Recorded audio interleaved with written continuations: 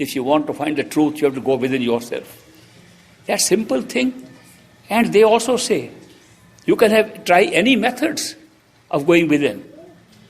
They also tell us that there are several stages to which you can reach in your pursuit of inner knowledge and inner reality. There are stages where you can find how the energies of this body work together. They sustain this body and they sustain your experience of the universe. The universe is a creation from yourself. Therefore, what is inside your body controls everything, including your experience of the universe outside. They tell us that this body of ours is the most wonderful thing ever made is a human body. It contains so much, not only information, not only systems of work, system that can work, but it contains centers, like ganglions, such centers, where from you can contact any level of consciousness. That's amazing, that within this body should lie a system of centers, certain nucleus. By putting attention on those nuclei, you are able to have any experience of any kind.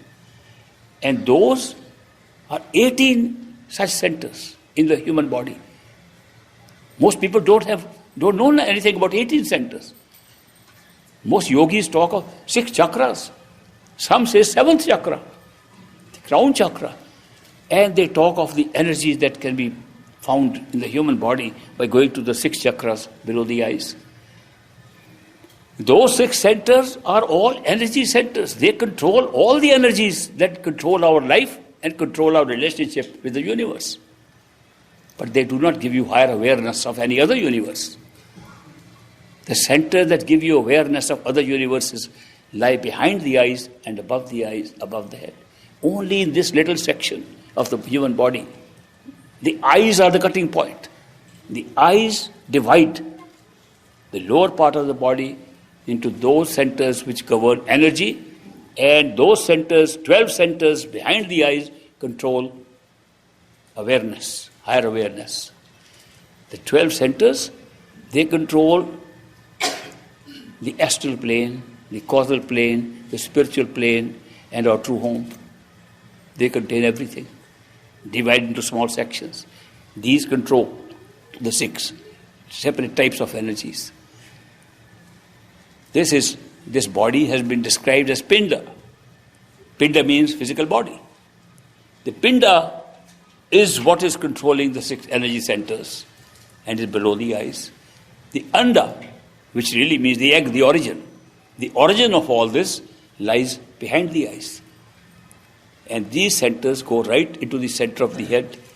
And as we meditate, trying to focus our attention, trying to put ourselves behind the eyes, we are able to open up those centers and have the experience of the highest levels of awareness. We don't leave the body, we become unaware of it. It is a successive steps of unawareness of the outer covers that opens up the inner covers.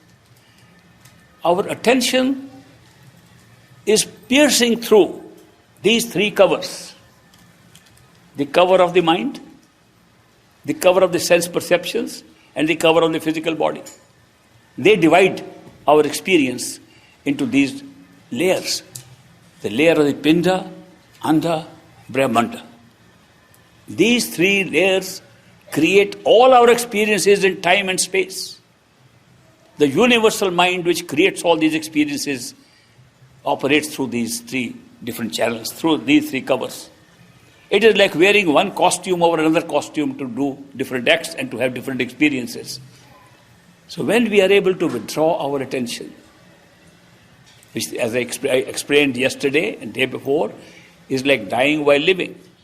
That means you do the same process of withdrawing your attention and consciousness from the extremities of your body to your head, like when you die. When you die, that's how your awareness is pulled up. Ultimately, you are able to speak when you are unaware of where your hands and feet are. Similarly, you are able to speak when you are just pulling out of the torso. When you come up here, you are unable to speak. When you go here, when the brain is dead, the head is dead, the life has gone out, you are dead. Here, in meditational practice, in a simulated death, dying while living, you don't die. You keep the body intact. You merely go and touch those different centers. And by touching those centers, you become unaware of this body. You become unaware subsequently of your sense perceptions. You become unaware of your mind, and you open up and discover who you are as the soul, as the spirit. Spirituality arises from the spirit. The spirit lies beyond the mind. And perfect living masters come here and tell us to take us to the spiritual place. They say the truth lies in the spiritual planes and not in the three covers of the mind, senses, and the physical body. But all this is available to us while we are still in the physical body. That's the beauty of this body, that we have this arrangement already built into this body in a human body. This arrangement does not exist in any other form of life. This arrangement of being able to access these centers of higher awareness does not exist anywhere.